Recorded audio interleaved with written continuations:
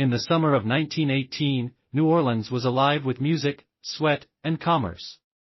The streets bustled with immigrants, Italians, Sicilians, Germans, and Irish, each carving out their place in the Crescent City. The war in Europe had just ended, but here at home, fear was only beginning.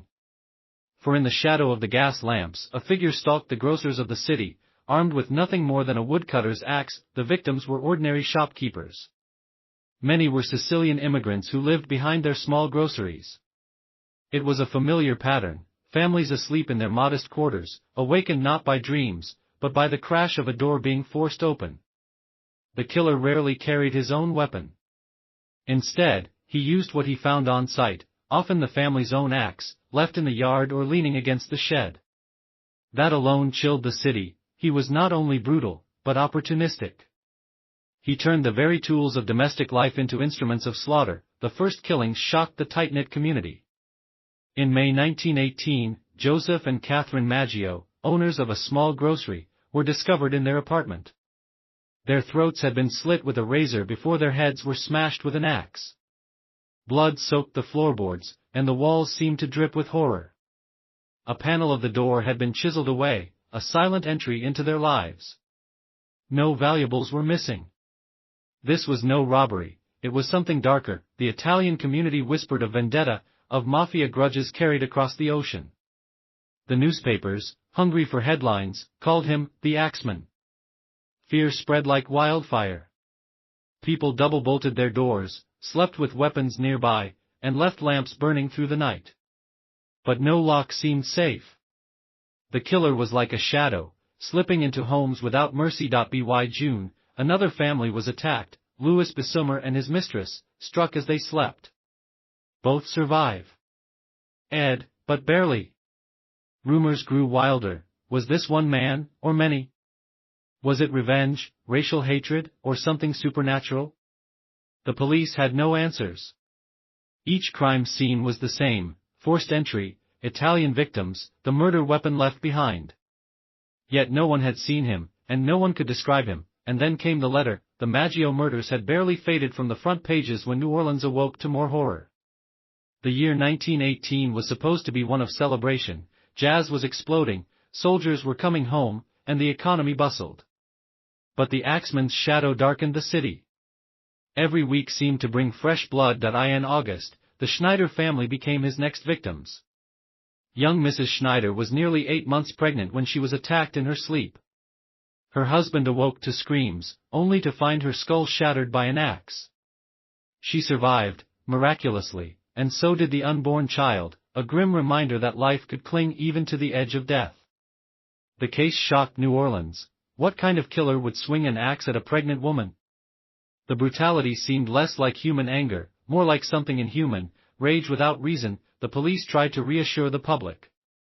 They claimed the killer had been disrupted before finishing the act, that he had likely targeted Italians and grocers because of business rivalries. But no one believed them.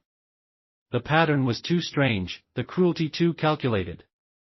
And above all, he was never caught, never seen, only known by his wake of carnage. September brought more terror. Joseph Romano, an elderly grocer, was struck down in his bed. His nieces, who lived with him, ran into the room to find him bleeding from a massive head wound, struggling to rise. Though he tried to survive, Romano died from his injuries. This case carried something new: witnesses. His nieces described a large man in a dark suit and slouched hat, fleeing the scene. For the first time, New Orleans had a face, or at least a silhouette, to pin on the phantom. The city trembled. Newspaper columns painted him as a monster lurking in the shadows. Some called. The city trembled. Newspaper columns painted him as a monster lurking in the shadows. Some called him a lunatic, others whispered he was connected to Sicilian Mafia vendettas. But something didn't fit. Mafia killings were clean, fast, efficient. This was messy, theatrical, drenched in spectacle. The Axeman seemed to want terror itself, not silence. Fear twisted daily life. Families nailed windows shut, sharpened knives, and took shifts staying awake at night. Shopkeepers whispered in Italian, warning each other to guard their doors. The sound of footsteps outside, the creak of a wooden porch, even the cry of a stray cat could send a household into panic. By early 1919, the killer had grown bolder. The Cortimiglia family, another Italian grocery household, were brutally attacked in their beds. Charles Cortimiglia survived with injuries, but his wife Rosie and their 2-year-old daughter did not. The murder of a child horrified the city to its core. For many, this was proof the Axeman was no man at all, but a demon loose on the streets of New Orleans, and yet, in his cruelty, there was a strange consistency. Always at night. Always forced entry. Always the axe. Always Italian grocers. And always, he left the weapon behind, as though mocking the police, as though telling them, "Catch me if you can." The city reached a breaking point. Fear was now hysteria. Rumors of curfews swirled, though none were official. Some neighborhoods gathered vigilante patrols, armed with shotguns. Families slept in groups, believing safety came in numbers. But no matter how tightly they locked their doors, the Axeman seemed unstoppable. Then, on March 13, 1919, he spoke. A letter, dripping with menace and madness, was delivered to the press. It would change everything. On the morning of March 14, 1919, New Orleanians opened their newspapers and gasped. Splashed across the pages was not just another grisly report of bloodshed, but something far more sinister, a letter, allegedly penned by the Axeman himself. It began with words that seemed torn from the pages of a nightmare. Esteemed mortal, they have never caught me and they never will. They have never seen me, for I am invisible, even as the ether that surrounds your earth. I am not a human being, but a spirit and a demon from the hottest hell. The Axeman had spoken, or so the public believed. His words dripped with arrogance, daring the police to stop him, taunting the city with his freedom. He claimed responsibility for the killings, delighting in the terror he spread. But it wasn't only his claim of being a demon that shocked readers. It was his demand, now, to be exact, at 12:15, earthly time, on next Tuesday night, I am going to pass over New Orleans. In my infinite mercy, I am going to make a little proposition to you people. Here it is. I am very fond of jazz music, and I swear by all the devils in the nether regions that every person shall be spared whose home has a jazz band in it at the time I have just mentioned. If everyone has a jazz band going, well, so much the better for you people. One thing is certain, and that is some of your people who do not jazz it on Tuesday night, if there be any, will get the axe. The letter was outrageous, half confession, half performance. Was it truly from the Axeman, or a hoax written by a prankster? The police, uncertain, could not afford to dismiss it. The public, however, was electrified. A city gripped by music and fear. The following Tuesday, March 19, 1919, New Orleans transformed. The fear of death mixed with the rhythm of survival. Across the Crescent City, jazz bands played in homes, bars, dance halls, and street corners. Families who could not afford musicians bought phonographs and set records spinning through the night. For NCE, the entire city seemed united, not in terror, but in sound. The night passed without a single murder. Not one axe fell.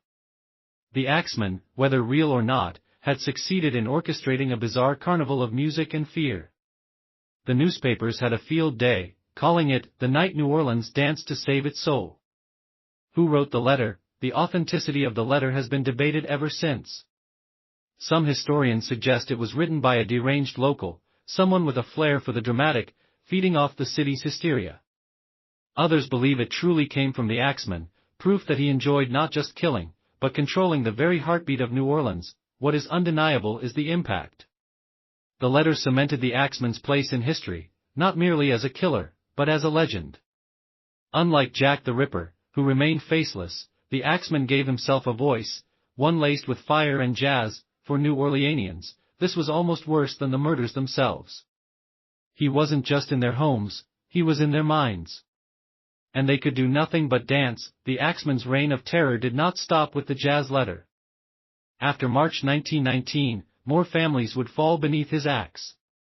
The Cortimiglia murders in Gretna were the most shocking. Charles and Rosie Cortimiglia were attacked in their sleep, and though Charles survived, their 2-year-old daughter was brutally slain.